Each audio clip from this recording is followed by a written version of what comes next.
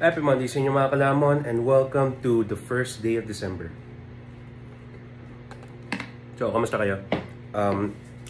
I hope everybody is getting by or finding some pause, ganon, sa holiday rush. Dahil kasi I could imagine na depende kung nasaan man kayo sa Pilipinas, holidays parati siyang very hectic and for some, it's quite busy, yung iba quite happy, yung iba naman it's quite difficult. So, kung kayo may nakakaramdam ng isa sa mga yon, I'm with you guys.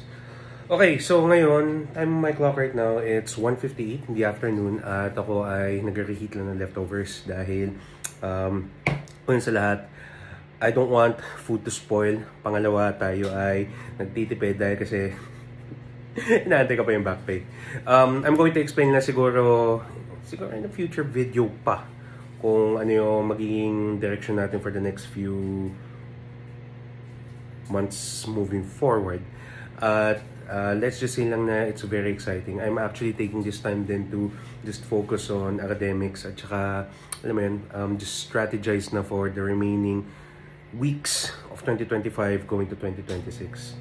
Alam mo, personally, parang 2025 para sa akin has been a very trying year. Dahil kasi, alam mo yun, parang aminin mo natin sa hindi. Ang dami mga ups and downs eh. Whether social media wise or alam mo yun, outside content, mga ganun. Pero, ganun talaga ang buhay. I mean, that's just the journey of, you know, being like a person na trying to find his way in the world and a content creator, you know, just growing or moving forward in this journey. Ang importante kasi dito is we still keep trying, we still keep showing up as much as we can. Yeah. So, kung kailangan nyo man ng ganung motivation today, I hope you guys got it. So, sakto.